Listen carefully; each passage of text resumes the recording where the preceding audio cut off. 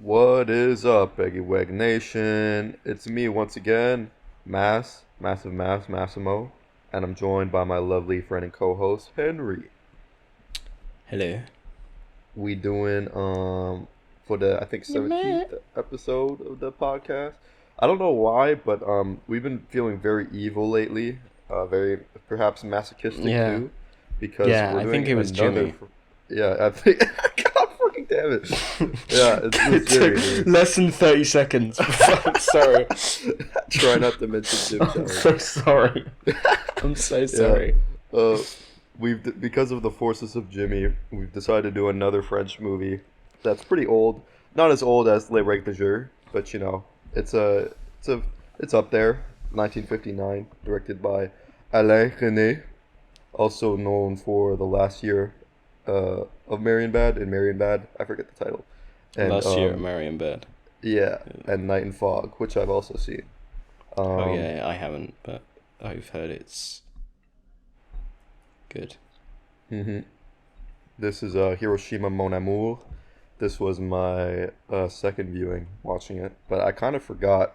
Ironically, given what the movie's about, am I right? I kind of forgot everything that happened in it. So this Damn. was kind of When like did my you first first watch. watch it? Oh God, it's been like I'm pretty Only sure a it's been year. over a year. Yeah, I think so. Let me check. Yeah, it February was in 2024.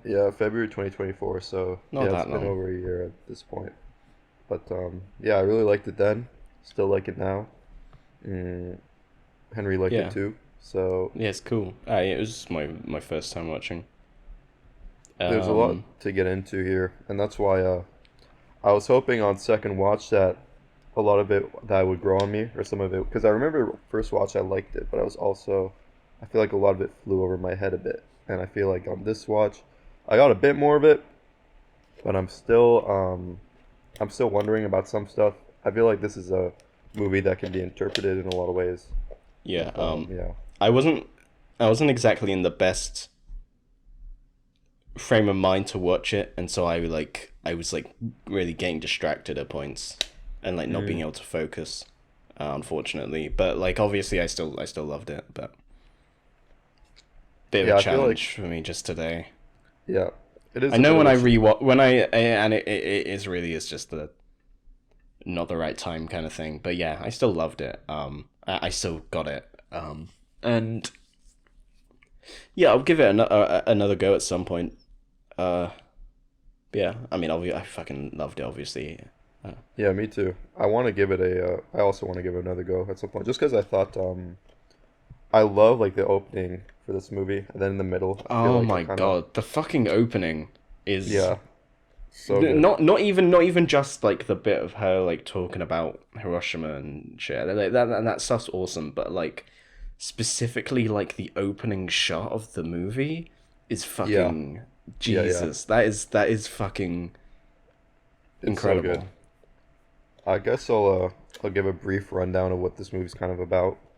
Again, not a lot, not a movie where plot wise a lot happens, but basically it's centered on this couple and they're not really named. I checked Letterboxd and like I'm so dumb. Like I looked at their names and like they were marked as L and Louis and I'm like, "Oh, that's interesting." And then my dumbass was like, "Oh wait, that just means she and him in French." Like L and Louis are not names. It's just she and he in French. Anyways, yeah, that was stupid. But yeah, it follows the main character. What the fuck? What? Oh my god, the main actress is. I haven't seen this movie yet, but the main actress is the fucking old woman in Amour. Oh fuck. She's in The Three Haneke Colors Blue film. too. Yeah. That film's. Oh fuck, that film's awesome. Three colors blue. I didn't even know Better, that. That's better pretty than sick. red. Better Mm. than red. People say red is the best one. Nah, blue is goated. Hot Blue is take. goated. Hot take alert. Yeah. Blue's not really. People love blue as well, but blue's the best one. That's Red, awesome though. red is good. Red is good. Blue is fucking awesome.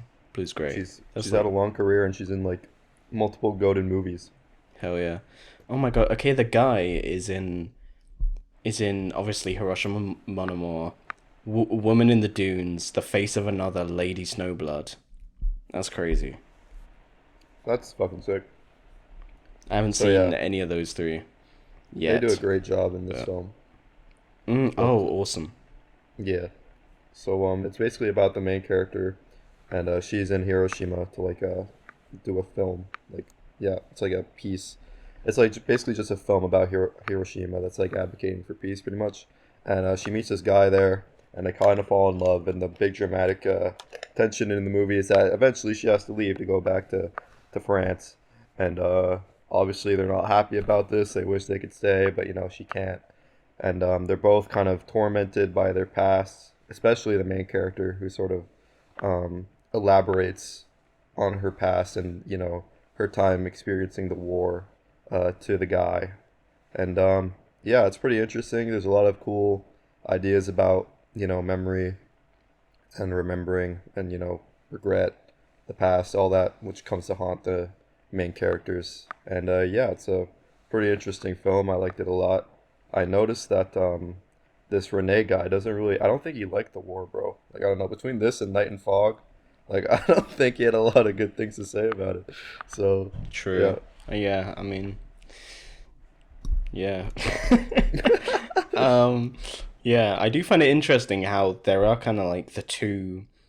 Like, if you, I was thinking about it after the movie ended, is that the fucking guy, we fucking know nothing about him, basically. yeah, very little. I find that interesting how it's like kind of the two ways where like, the woman is like very, very like navel gazy kind of, Yeah, like, she's talking about like not like obviously later on she like opens up about her past in like kind of extreme like detail. yeah, And then and even before she's like talking, she's like going over and over about her like her feelings about like Hiroshima and stuff, and like where she yeah. was when she found out. And like all we really know about the guy is that I don't know, he has like a wife, I think. He was off to war and Um, his family like died in yeah, he was Hiroshima. off to war. Yeah, he was off to war, and his family died in Hiroshima, and that's like all we know. Hmm. We learn a lot more about the woman, and I think that's the thing. I think even though this movie is very much like partially about Hiroshima and the the damage that was caused, it's also like you could tell Renee is sort of coming at it from like a very like French lens. I don't know Yeah, like how else to describe it, but like I thought that the way the film sort of like executes how memory ties into the characters' lives is pretty interesting. Like you said, less for the guy, we don't really know much about him, but the woman, like the way, because you can tell her relationship with that soldier like affected her a lot. Like in the beginning of yeah, the movie, we can see like the cuts, like when she's watching the guy sleep and his hand moves, it cuts to the scene of the German soldier sort of like twitching on the ground and dying. yeah. So I think that's another thing that was like I read up that was supposedly like ahead of its time about this movie was like the cuts, the Oh, flashbacks that are really? just kind of like interposed. Yeah, I guess I assumed I had seen something like that before. In like, oh, I mean, probably. obviously I have in other movies, but I mean like in older movies. I mean, but like That's a I don't know, possibility maybe, too. maybe. I feel like this one is just because it like so heavily relies on it. Like most of the like the large majority of this movie is just like flashback and like Yeah, cuts from. this movie is fucking. It reminded me so much of Bergman. Yeah, Honestly, I know you've seen. I think you've seen Seventh Seal and Persona. Persona. Obviously, it's more like Persona, but like it's so much like Autumn Sonata. Mm. There's like a I, lot of similarities. the way they Autumn Sonata is more similar to like a Persona than a Seventh Seal, by the way. But I haven't seen Autumn Sonata, but the way their like at the beginning their bodies were kind of like filmed and like how they were like sort of like interposing on each other kind of reminded me of Persona a bit. yeah, Uh, I don't know if that's the similarity you're talking about, but just like general yeah. vibe and look of it, I can kind of see for sure. But yeah, oh, Autumn Sonata is basically like two people meeting each other and trauma dumping. So That's a recipe for any good movie. yeah, except the people in Autumn Sonata, they're like family members. They know each other. Mm. It's like It's mother kind and daughter kind of my thing. favorite movie about people trauma dumping is this movie called Mass. Have you heard of it? It's pretty good. Dude, you can't describe that as that's you nah. That's Four people trauma dumping. nah. That's oh man, I can't even laugh at that. That's fucked up. That's such a fuck thing to say. What's wrong with you? Jesus Christ. I can say that it's my movie. Yeah. It's my movie. So. Directed by rock and roll dude, rock and roll from Dive Olympic and Project Yeah. Rules. That's real, by the way. But yeah, the thing is, you said the fucking French lens. I kind of see intentional in a way that, like, especially like the very first, not obviously not the first shot, but like a lot of the first dialogue is about going to the Hiroshima museum, and you're seeing all these like things from the site, and like all photos from like the bombing and shit, and she's talking about it for like a while, and like the whole time he's saying I forgot it. He's I forgot the exact line. It's like you don't know Hiroshima, you haven't seen. Yeah, you don't remember. Right? It's something like that, and that really seems to be part of the point. Not really the point, but a kind of theme tackled in the movie, in the way that like certain things we will just never be able to fully. Yeah. Unless you were like there. What's the word? Fully be able to like realize. Yeah. Like I'll never be able to comprehend. That's a better way of saying it. I'll never be able to comprehend like the Hiroshima bombing or like the Holocaust or whatever. Yeah. And part of that, especially because it's coming from it's from that French like European perspective. I think that's the reason why it's like that bit is like so vivid. Yeah. The part that like her kind of story is so vivid, where because like I mean it's from her point of view, and she can't really like. I think that's part of the point, that she can't fully. We're in her shoes, and we can't fully comprehend.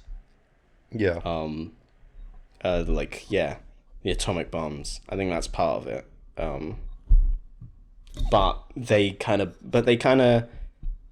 bond, and just through. Well, not really bond, but like I don't know, they kind of connect through their shared, like trauma. Yeah. Really. Oh, for sure. I don't even know if connect is the right word, but like, you know what I mean though.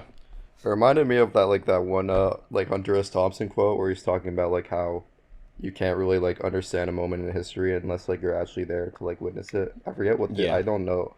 I'm paraphrasing heavily. I don't know the exact wording, but I mean that's true, and like that's like you said, that I think that's part of the point of the film, and also like how we like reconstruct the past. Like we have memorials for Hiroshima, obviously, and we have those like museums and stuff to like sort of, we have bits and pieces of it, but at the end of the day, we'll never know what it's like to have like actually been there when it happened, So yeah, and obviously everyone who actually went through it are dead now, so that's not really.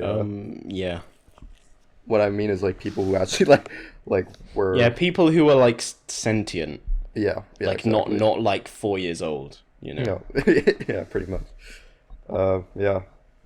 And it's kind of cool because I think this movie like highlights like the pain of remembering these things, Yeah. but also like how it can be sort of liberating as well.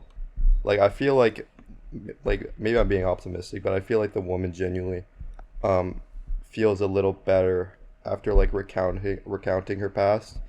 And it sucks because things like Hiroshima, remembering them is painful, but it's also like absolutely necessary. Like we can't just like forget about horrific events like Hiroshima. We can't just like sweep it under the rug. And like part of like reconciling with your past is like trying to draw the fine line between like acknowledging it and moving past it, and letting it like take over you. And I feel like that's like the main struggle the main character has, and she, at the end of the day, that's part of the reason why she can't like move on. You know, she's still sort of stuck there. So Yeah, it kind of lets you read between the lines a lot. It doesn't yeah, explain everything, but like I think she has like a husband and like a yeah, kid or something at home. yeah, she does.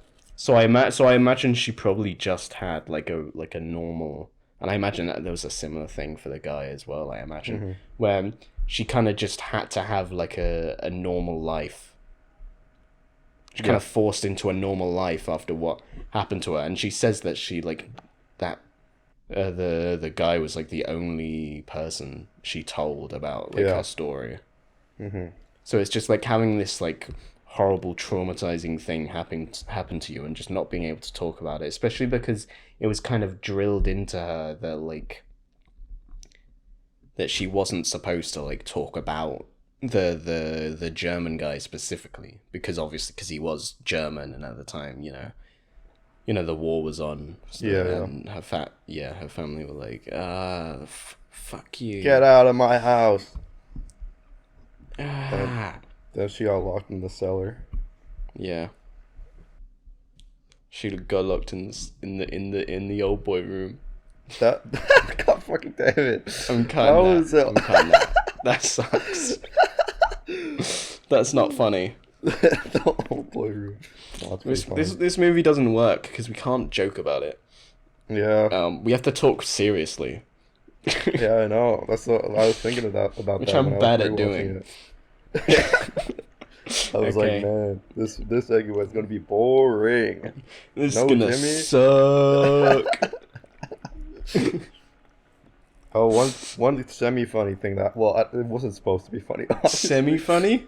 but like Hiroshima Mon Amour semi semi, funny. no, there Mass. was What the fuck, no, there was like they're in dude? the diner, and like the whole sequence where they're talking in the diner is amazing, right? But then like she starts crying, and the guy just like bitch slaps her, and like it got me like completely Okay, off I get where guard. you're coming from, but like it Yeah, didn't make me laugh. I get where you're coming from. I actually love that moment. How like before that the sound like it, and you don't even realize, but the sound design is like basically silent, and yeah, it like when they first get there, it's like a really nice. I love the sound design in this movie. hmm, It's weirdly modern and like atmospheric. It's awesome. yeah. I Um, really like it too. it's really it reminds, oh my god, fuck's sake, it reminds me of like Renoir in Mm, like the river, not in the Rose the Game, but in the river I haven't seen specifically. that one yet. Yeah.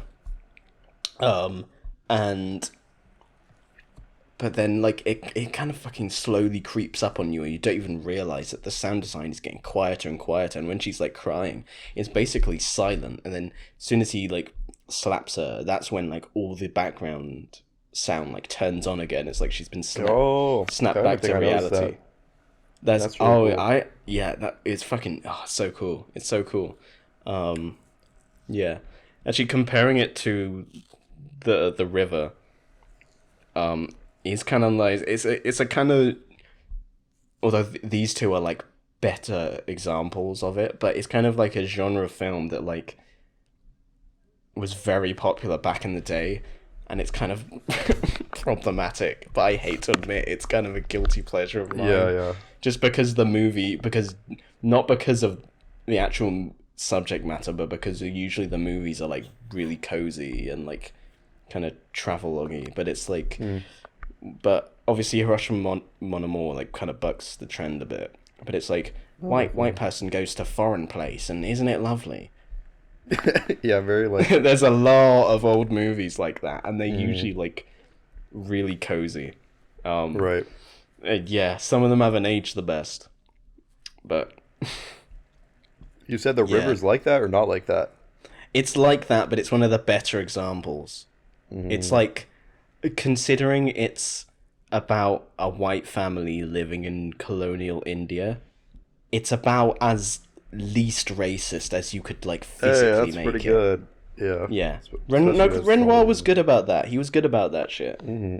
Even in like Rules of the Game, he like all the dodgy stuff is like very clearly like a critique Yeah, yeah. It's in that supposed to be movie. just No, satire. he was good about it, and especially because like I don't want to talk about it that much because we're going off track, but like the movie is like it's from the perspective of like the main character in the movie is like fucking like 13 or something, 12 or whatever. She's like a little girl, and but the voiceover is like her as an adult, and they don't explain it, but it's like pretty clear that she's like looking back on her memories.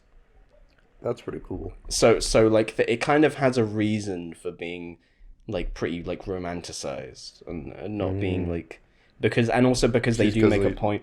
They make a point that nostalgia. she does spend a lot of her time kind of trapped, not really trapped, but like sitting behind like the walls of like her like fancy estate. Yeah, yeah. And they do show actual Indian culture, and it's like really respectful about that.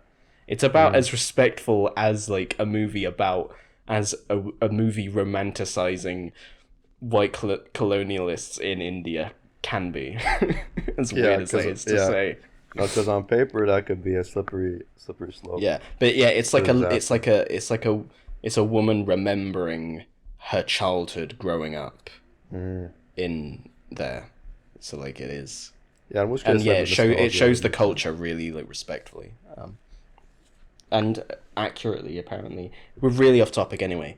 Um, yeah, When War Tangent go crazy. when Royal Tangent go crazy. Oh man, we gotta do the river at some point. Just I have to fucking rent it again if I.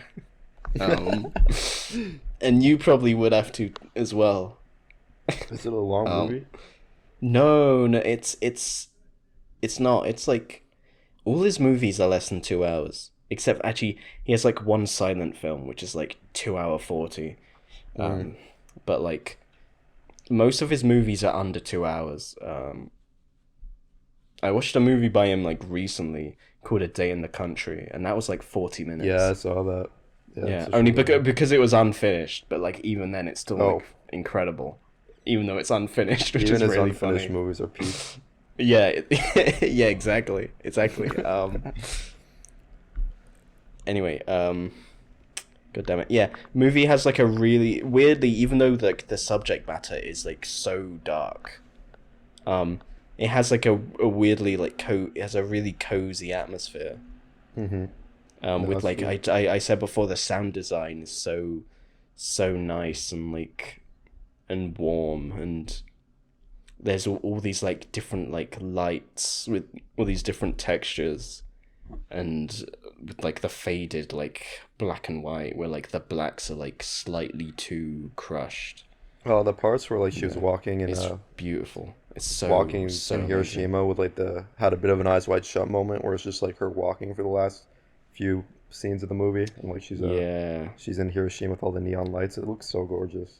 The black and white in this I movie looks so good. Like the it's lighting. amazing. I love the bit. I love specifically. There's like a couple shots where like she's like in a house looking at the mirror, and it just looks unreasonably good for some reason. Where Mm-hmm. like where like the walls and like the frames of the mirrors and shit just have like somehow just the thickest like textures to them. Mm. It's crazy, and the bit I love. I think my favorite looking bit of the film is when they're at that restaurant, and there's like Yeah. there's like the lights are like so beautiful, and there's like the flickering like water behind Mm-hmm. them, and there's the lights outside. It's so gorgeous. And she's like recounting her past and like half her face is like blurry. It's like so cool. I Yeah. think Oh my god, it's amazing.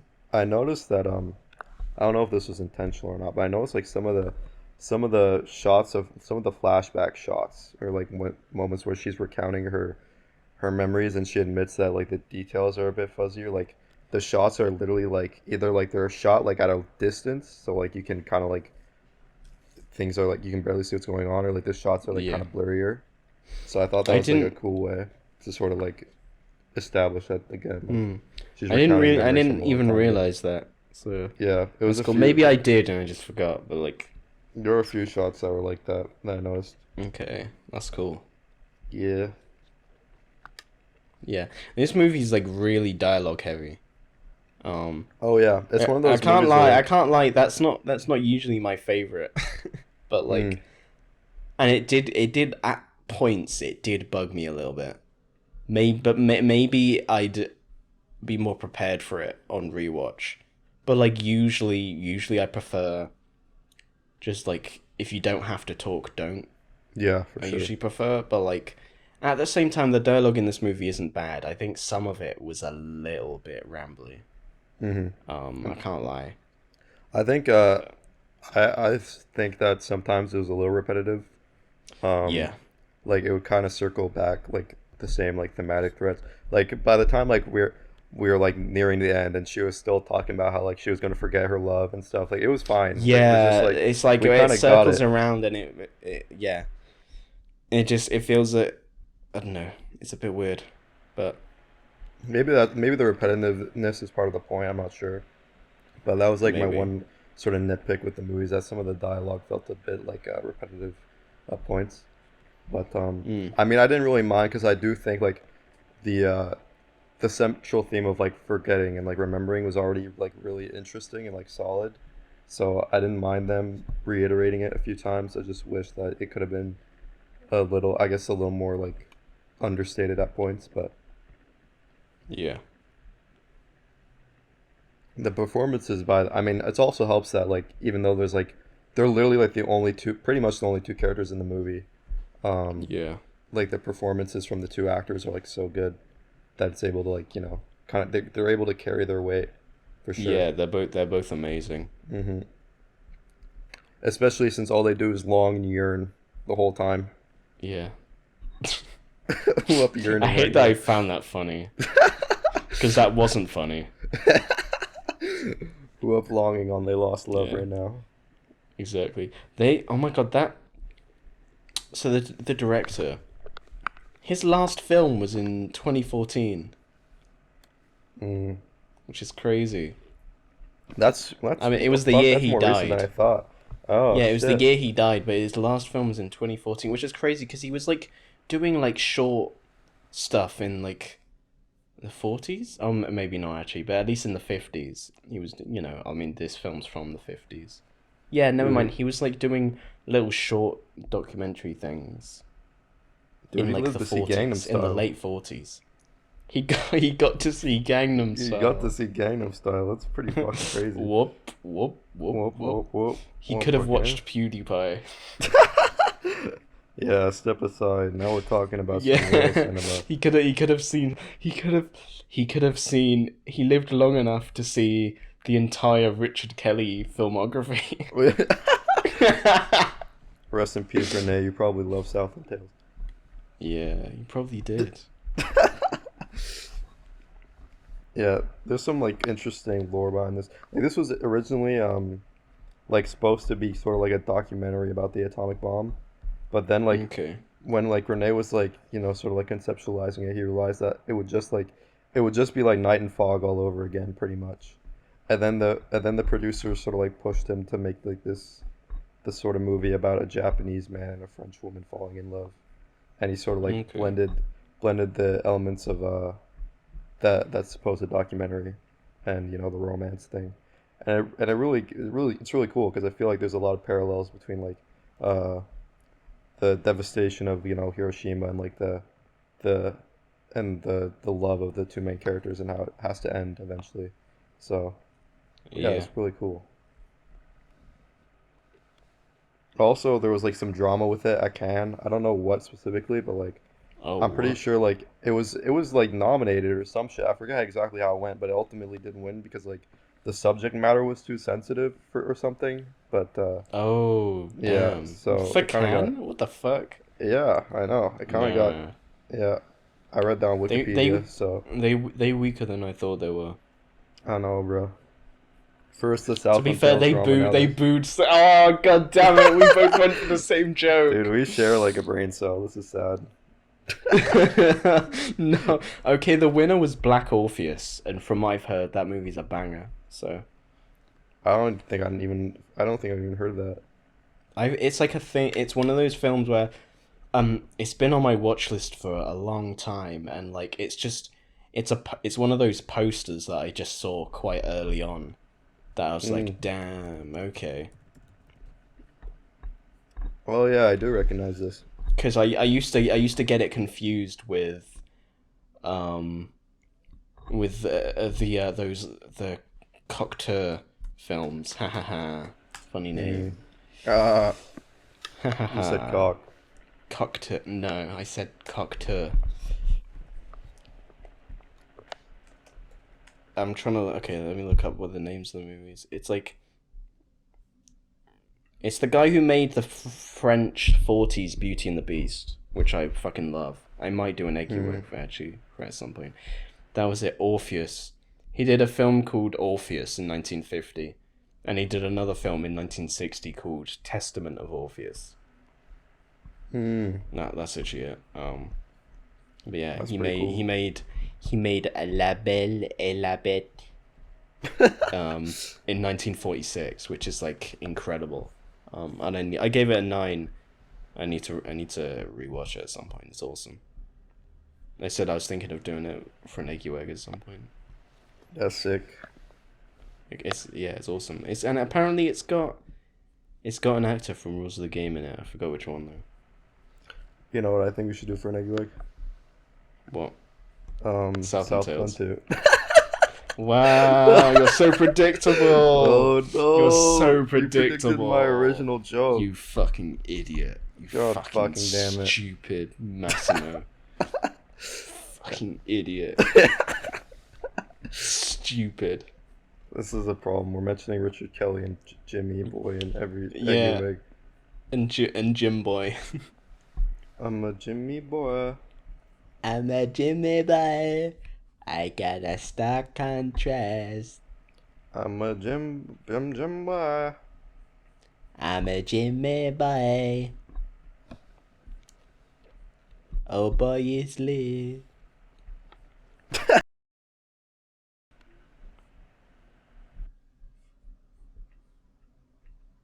God damn it. Is there anything else you want to talk No. about? I feel bad. I thought we'd have more to talk about. I'm surprised we talked about so much. I really couldn't think of much to say, honestly. Like, it's an awesome movie, but like, I don't Yeah, me neither. think there's like a huge amount to say about it. Well, not every film is gonna regale your jeux, you know. Yeah, that's true. Not Even every if they're film is French. regling your jeux. Yeah. Alright, want to give our um, ratings? I'm going to give it a strong 8 to a light 9. Transition. Did you love this movie? Did you hate it? What would you rate it? Yeah. I give it a 9 as well. Double mass moment. Oh my god, bruh. What the hell, bruh? It's been a minute since we You ain't both been- gave you a ain't- movie a 9 on this podcast. You ain't been given 9s though. That's like 3 years ago. When I Yeah. watched all the fucking drug movies. I've softened You're up like, a this is little. like so good, bro. And Well, they were. you'd be like, not good enough. I was like that with Fear and Loathing for a bit. I've been thinking about lowering Babylon to a 10, to a 9 for the last like year, and I haven't been We able need to to- do it because I'm like, need to I know I need to rewatch rewatch it again, and I just don't rewatch it. I thought about doing that with a few of my 10s, but like I Yeah. also need to rewatch Specifically, Babylon and Midsummer them. are ones I feel like I should rewatch just to like double check. Oh, and yeah, actually, and Banshees as well. But like, I'm more confident about Banshees though. To be honest, it's been so long. Yeah, dude, like since like 2023 at least, or like 2022.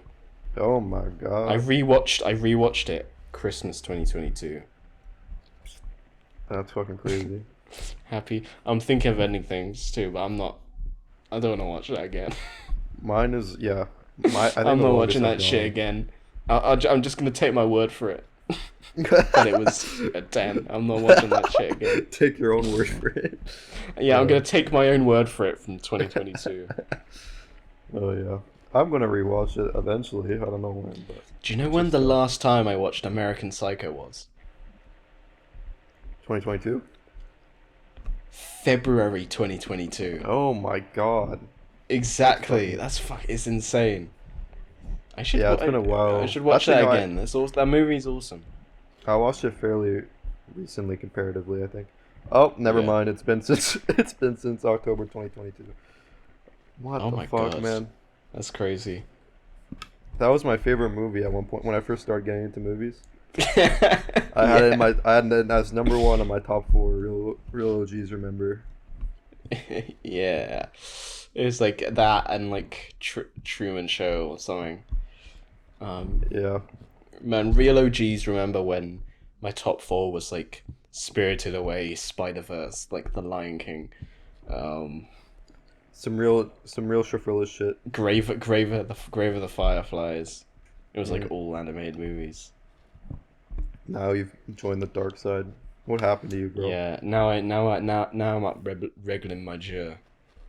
It's funny because like all the movies that used to be in my top four were good, but like if I saw someone with that top four now, I'd bully them. I still love American Psycho and Truman Show, but like together in Yeah. the top four, nah, bro. The Dark Knight.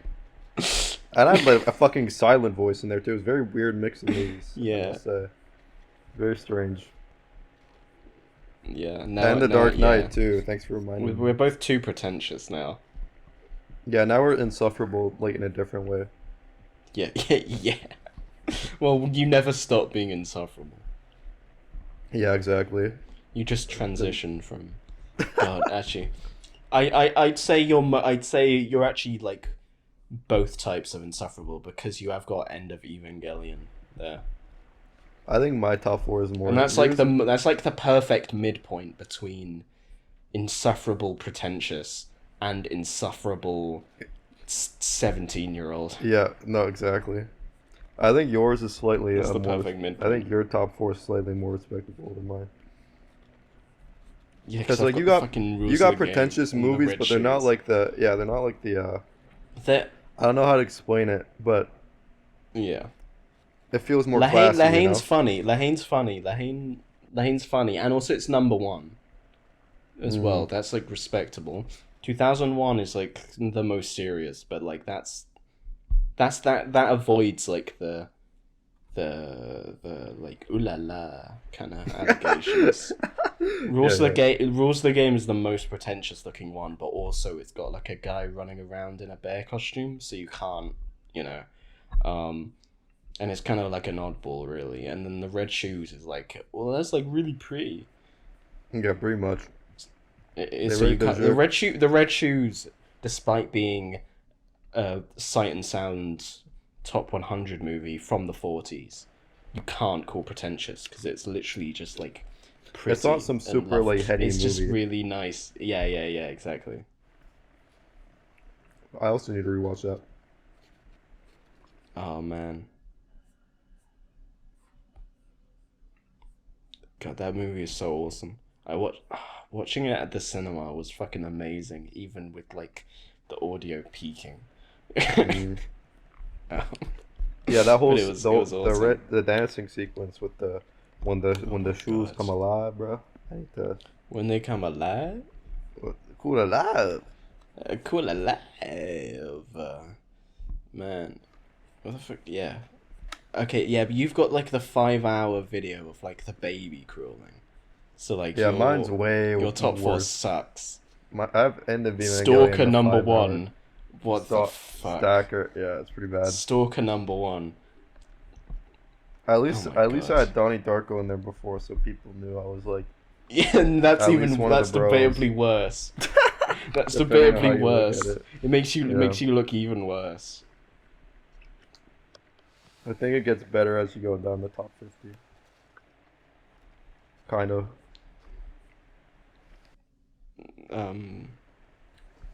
We didn't do It's an kind of outro. fun. It's kind of funny. It's funny near the middle where we got this like, oh my god, a 10 movie streak of like Her, Pulp Fiction, American Psycho, No Country, Kill Bill, Old Boy. Yeah. I saw the TV Glow as kind of an outlier, and then we got Fear and Loathing, Dark Knight, and Dance in the Dark. Some It's heavy film bro Like shit. 10 in a there. row. Yeah. Yeah. and then you go up, and it's like, as I was moving ahead, occasionally I saw brief glimpses of beauty. Yeah, it's pretty stark contrast even. Man, I haven't seen End of Evangelion since like 2022. Still, I've been meaning to give it another watch. I'm gonna like rewatch it when February I rewatch 2023. Damn. I just looked at your stupid Coco Melon list, and some guy just commented on it saying, telling you to kill yourself. Wait, Fuck. what? What? Yeah, like 9 months ago. I didn't random see that guy. shit. I haven't It's a random guy, and I go in his profile, and he has Abel Gance's Napoleon in his top 4. What the fuck? Like the 5-hour silent Napoleon movie. And End of Evangelion. What the so no hell? surprises there. And it Why was he mad? It's because I used the word Phenomenal. what? I don't get it. This stuff is staying in the video, by the way, because it's funny. Yeah, sure. So I'm just gonna replace that word with like blow or some shit. Blue. Blow. That's fucked up. I stand by this list, honestly. I haven't updated it in what, a year? Yeah. You're a motherfucker for lowering it into the void to a 7. Fuck you. I didn't know you noticed that. Okay, that's actually that's one. No, I noticed every score you do lower. I noticed Midsummer. You fucking idiot. Yeah, I don't know, dude. No, I actually really need to rewatch that one, Into the Void. I didn't really get it. It's been a long time. I still like it, but yeah. I just Climax remember better. watching it. Yeah, it is.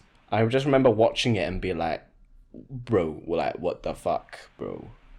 Bro. I need to watch it. I need to watch it again. I think your cinematic tastes have evolved a lot. So Yeah, and I'll end up putting it in my top 25. yeah, Motherfucker. maybe. Who knows? I'm not saying it's going to grow Stupid. off you. Yeah. That's another one I really need to give another go because it's been a long time. Stalker as well, but like I'd be very surprised if I liked that one less. I was one's been, glazing Donnie Darko really so long hard, bro. time. Donnie Darko's a good looking movie, but it is not. It does not belong with these other movies, bro. I'm sorry. Yeah, yeah. It looks kind of out of place. Nah. Coco Melon. The thing is, Coco. It's not like that visually, but like in terms of the rhythm and the music, it kind of is. Yeah, it's got good atmosphere. Especially, I'd say that the director's cut is especially actually. Yeah, no, that's true. The rest is good though. I approve. Yeah.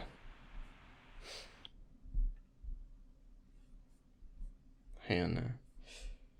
Okay, out. Eggy Wegg, out. Eggy Wegg, out. Eggy Wegg. Hiroshima Mon Amour. Till I wreck my jur.